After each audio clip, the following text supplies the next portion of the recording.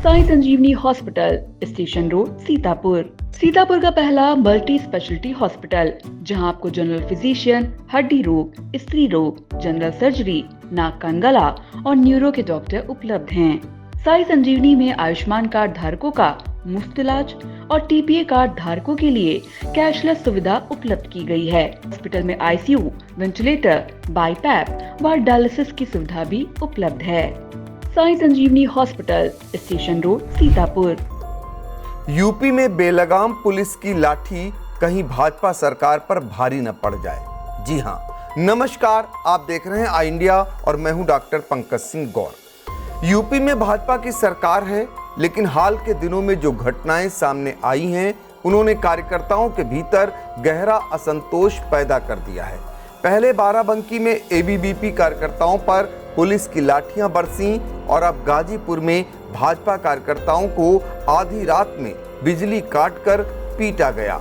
इस लाठी चार्ज में घायल हुए दिव्यांग कार्यकर्ता सियाराम उपाध्याय की मौत हो गई। सवाल यह उठ रहा है कि जब अपनी ही सरकार में भाजपा कार्यकर्ताओं को पुलिस की बर्बरता का सामना करना पड़ रहा है, तो जनता पर क्या बीतती होगी। आज की रिपोर्ट में बाराबंकी से लेकर गाजीपुर तक अपनों पर हुए सितम को समझने की कोशिश करेंगे। एबीवीपी के कार्यकर्ताओं पर बाराबंकी में हुए लाठीचार्ज की गूंज अभी थमी भी नहीं थी कि गाजीपुर से और भयावह तस्वीरें सामने आई हैं। बाराबंकी में छात्र सड़क पर उतरे, पुलिस ने उन्हें दौड़ा दौड़ा कर पीटा। सरकार ने एक्शन लेते हुए कुछ पुलिस वालों को निलंबित भी किया, लेकिन गाजीपुर में हालात और भी बिगड़ गए। गाजीपुर के नूनहरा थाना इलाके के गठिया गांव में बिजली के खंभे गाड़ने को लेकर विवाद हुआ। विवाद में दोनों पक्ष भाजपा से जुड़े हुए थे। यह विवाद थाने की दहलीज तक पहुंचा और धीरे धीरे भाजपा कार्यकर्ताओं का जमावाड़ा लग गया। देखते ही देखते थाने का घेराव कर दिया गया। मंगलवार रात तकरीबन 11 बजे तक भाजपा कार्यकर्ता थाने पर डटे रहे। नारों के बीच पुलिस प्रशासन पर दबाव बनाया जाता रहा। पुलिस प्रशासन के अफसरों ने समझाने की कोशिश की, लेकिन कार्यकर्ता हटने को तैयार नहीं थे। रात करीब 1 बजे अचानक थाने की बिजली गुल हो गई। अंधेरे का फायदा उठाकर पुलिस ने लाठियां बरसानी शुरू कर दी। कई कार्यकर्ता घायल हो गए। दिव्यांग कार्यकर्ता सियाराम उपाध्याय, जिन्हें पहले से शारीरिक परेशानी थी, पुलिस की पिटाई से बुरी तरह जख्मी हो गए। गुरुवार की भोर में उनकी मौत हो गई। जैसे ही मौत की खबर गांव पहुंची, रुकुंडीपुर में माहौल बिगड़ गया। बड़ी तादाद में भाजपा कार्यकर्ता और ग्रामीण मृतक के घर जमा हो गए। सियाराम की मौत के बाद भाजपा कार्यकर्ताओं का गुस्सा फूट पड़ा। सवाल उठने लगे कि जब अपनी ही सरकार में कार्यकर्ता पर पुलिस का यह सितम है, तो फिर आम जनता का क्या हाल होगा। मृतक के पिता गिरजा उपाध्याय ने बताया, बेटा थाने पर धरना देने गया था, पुलिस ने पिटाई की, चोट लगी और जिसके कारण उसकी मौत हो गई। दोषी पुलिसकर्मियों पर कार्रवाई होनी चाहिए। गाजीपुर भाजपा जिलाध्यक्ष ओम प्रकाश राय मौके पर पहुंचे तो ग्रामीणों और कार्यकर्ताओं ने उन्हें घेर लिया।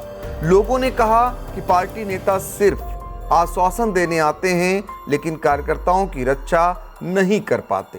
भाजपा विधायक अलका राय के बेटे पीयूष राय ने सोशल मीडिया पर पुलिस की पिटाई का वीडियो शेयर किया।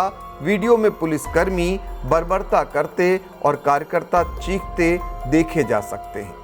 गाजीपुर के एसपी ईरज राजा ने मीडिया के सामने दावा किया कि कोई लाठीचार्ज नहीं हुआ था।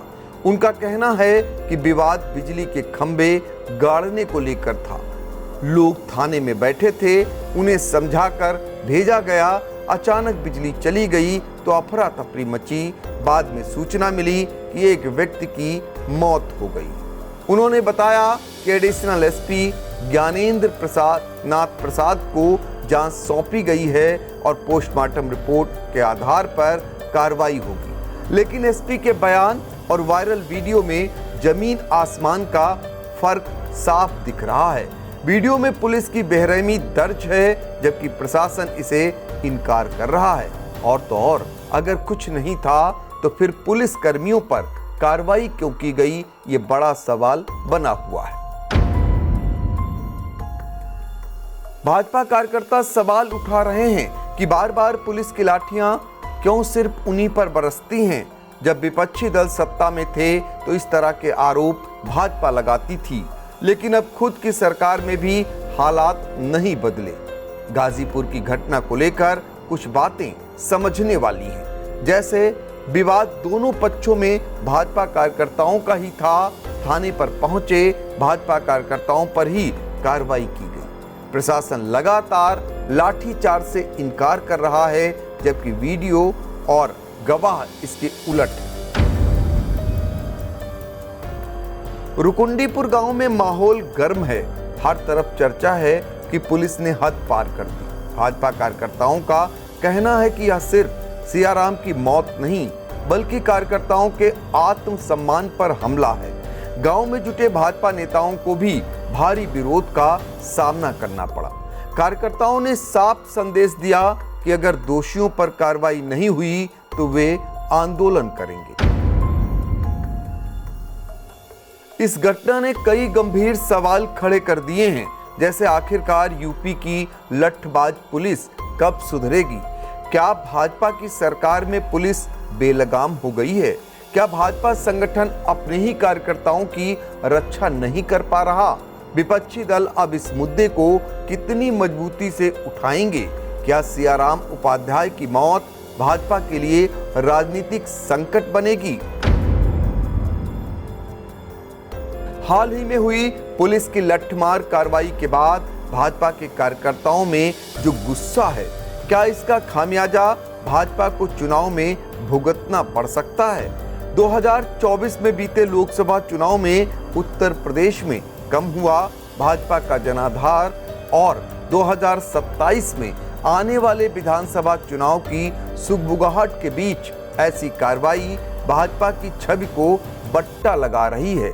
गाजीपुर की यह घटना महज एक पुलिसिया कार्रवाई नहीं है, बल्कि सत्ता और संगठन के रिश्ते की सच्चाई भी बयां करती है।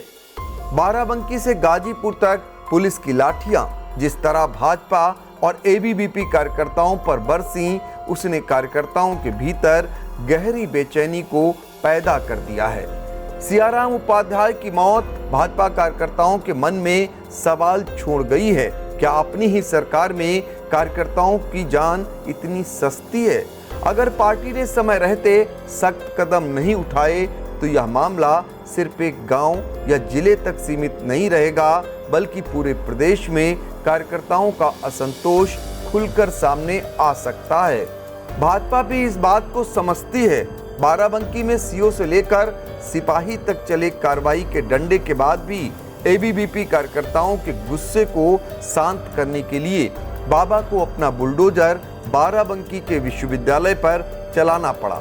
हालांकि लॉ स्टूडेंट के साथ नाइंसाफी करने वाले विश्वविद्यालय के साथ हाई कोर्ट ने नरमी दिखाई और बुलडोजर की कार्रवाई पर रोक लगा दी। यूपी के लठमार पुलिस की पिटाई से मौत या घायल होने के यह दो मामले ही नहीं, बल्कि प्रदेश के जिलों से अक्सर ऐसे मामले आते रहे हैं।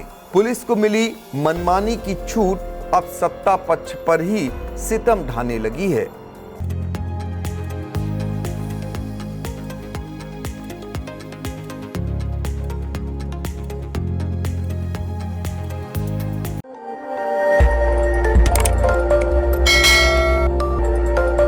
खबर आपकी, नजर हमारी।